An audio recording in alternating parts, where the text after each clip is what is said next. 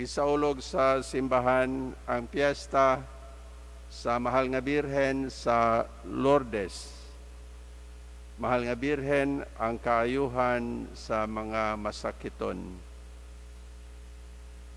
Si Mama Mary gigamit sa Dios nga instrumento sa iyang kaayo. Si Mama Mary gigamit sa Dios aron mapadangat ngadto sa katawhan ang iyang healing power. Daghan kaayong mga testimonies bahin sa healing dito sa Lourdes. Physical healing, ingon man emotional o spiritual healing.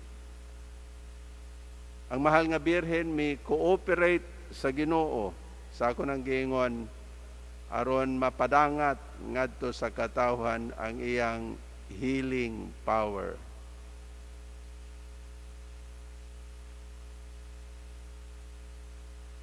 Atong hibaw-an nga isip mga Kristiyanos kita pod gitawag sa Ginoo aron mahimong iyang instrumento sa iyang kaayo. Gitawag ta sa Ginoo aron mapadangat ngadto sa katawhan, pinaagi nato ang iyang healing power. Kitang tanan, we are all healers.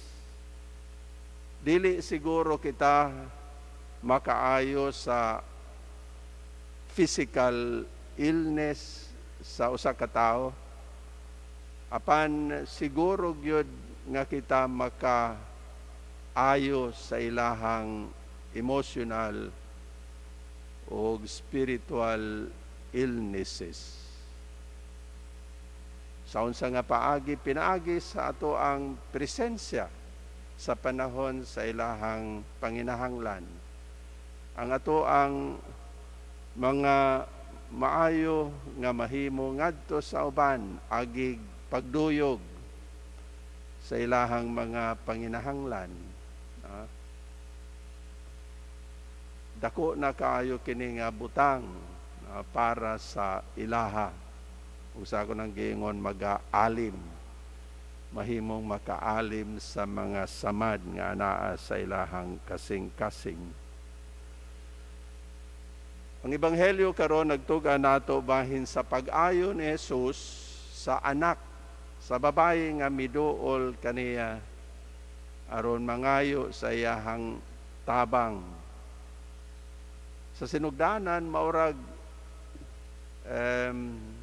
gipakita ni Jesus nga dili siya angayan sa tabang sa Ginoo. Dili maayo nga ang pagkaon sa mga anak, di ba naingon si Jesus?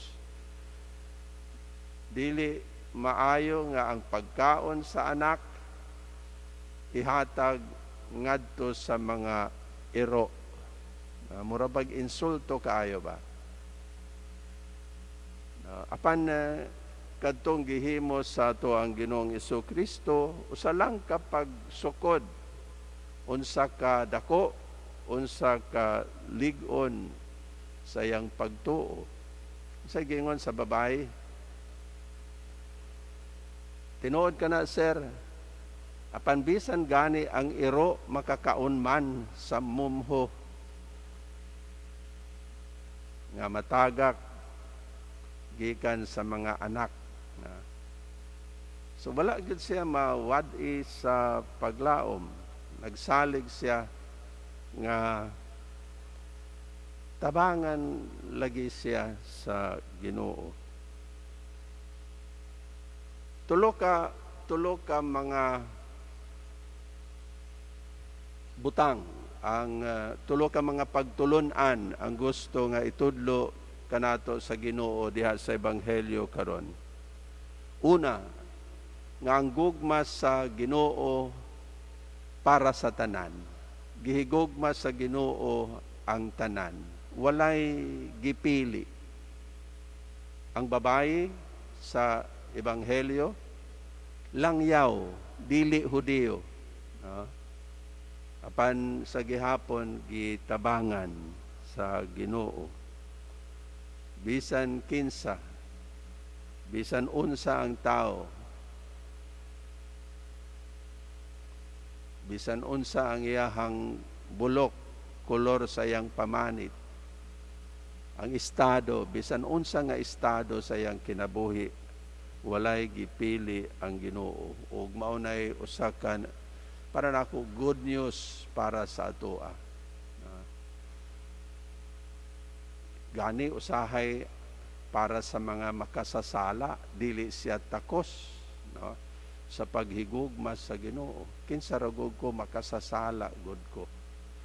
Nya matintal siya sa paghuna-huna nga dili siya takos sa gugma sa Ginoo, apan dili kana tinuod. Ang tanan gihigugma sa Dios. Ikaduha, ayaw pag-surrender, ayaw give up, bisa na sa kadaghan sa mga problema, ug mga pagsulay, ug mga kapakyasan siguro sa imong kinabuhi. Ayaw surrender. Ganahan ko sa lyrics sa kanta.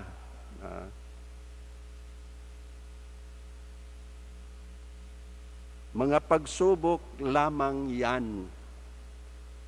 Huwag mong itigil ang laban. Mga pagsubok lamang yan. Ayaw itigil ang laban. Diba?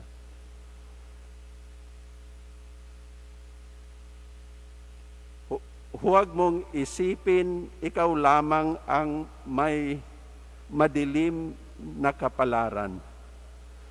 Ika'y hindi tatalikuran ng ating Ama na siyang lumikha. Pasakit mo'y may katapusan. Kaya mo yan. Ang umaayaw ay hindi nagwawagi. Nindot, di ba? Ikatulo, magbaton gyud ta og di gyud matarog nga pagtuo sa Dios nga mohatag sa atong gipangayo sa iyang kaugalingon nga paagi ug sa iyahang kaugalingon nga panahon. Magbaton ta og dako ug di matarog nga pagtuo sa Dios nga siya mohatag kanato sa ato ang gipangayo sa iyang kaugalingon nga paagi ug sa iyang kaugalingon nga panahon. Akong balikon tong akong giingon, mabalik-balik na sa makadaghan dinhi. God answers prayers in 3 ways. He says yes and gives you what you ask. Second, He says no and gives you something better. He says wait and gives you the best in His own time. Panalanginan unta kita sa mahal nga Birhen, panalanginan unta kita sa Ginoo pinaagi sa Pangama, sa mahal nga Birhen sa Lourdes. Amen.